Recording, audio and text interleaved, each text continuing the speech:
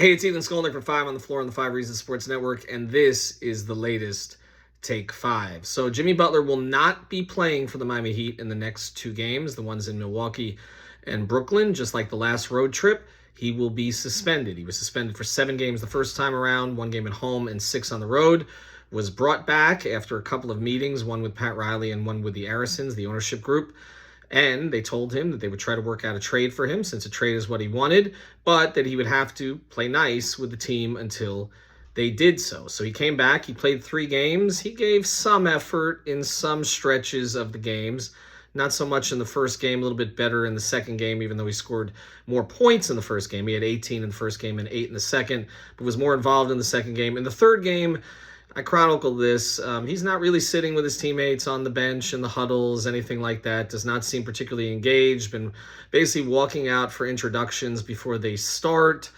It just doesn't look right. It doesn't look like the team's comfortable with his presence there. It doesn't look like he's comfortable. And of course, there has been some movement on a trade behind the scenes. We saw Phoenix get a little bit more flexible with their draft pick options. So they traded their coveted 2031 first-round pick for 3 first-round picks from Utah. Those picks can now be spread around to try to accommodate a 4 or 5 or 6 team trade that ends up getting Butler to Phoenix. So those things are going on behind the scenes. But in the meantime, the Heat still have a schedule to play. They've lost home games in embarrassing fashion to Utah and Portland of late. They look distracted, even with Kel'el Ware's emergence lately, not just as a player, but into the starting lineup. And the question was, would Butler get on a flight to Milwaukee with the team? So I've been trying to find that out all day. Nobody was responding to me, and now I know why. Because Butler did not get on a plane with the team, and I know that people are going to say that he doesn't always fly with the team, and that is true. That has been one of the Heat's issues, is that they've given him separate rules over the years. Separate hotels when he's one of them, separate Airbnbs, all kinds of other things, and sometimes separate flights, which is something that came up in their response to the grievance with the league. But in this case, I do know they wanted him to fly with the team. He did not. He did not make the flight. Supposedly he had plans to make it up to Milwaukee later on. But again, that was not the condition at this time. He was supposed to make the flight. He didn't. The Heat have been looking for another reason to suspend him without pay.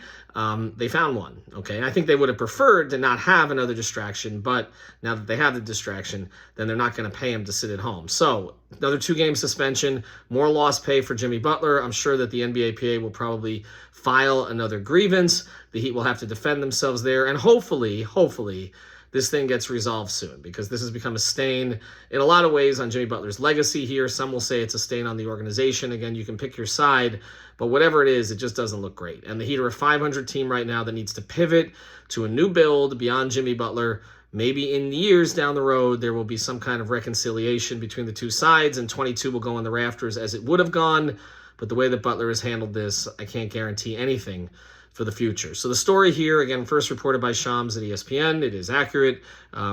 Jimmy did not make the trip with the team, and the team, instead of allowing him to go up by himself at some point before the game against Milwaukee, supposedly it was going to be tonight, he was going to come up, the game is tomorrow, they basically told him, don't bother.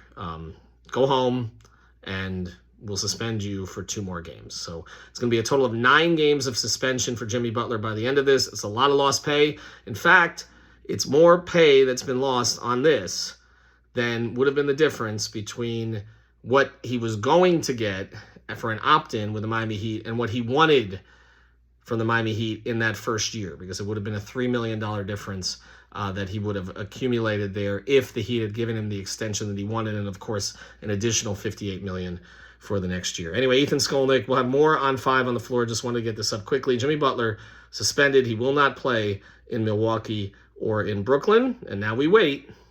Will he be traded by the end of the weekend?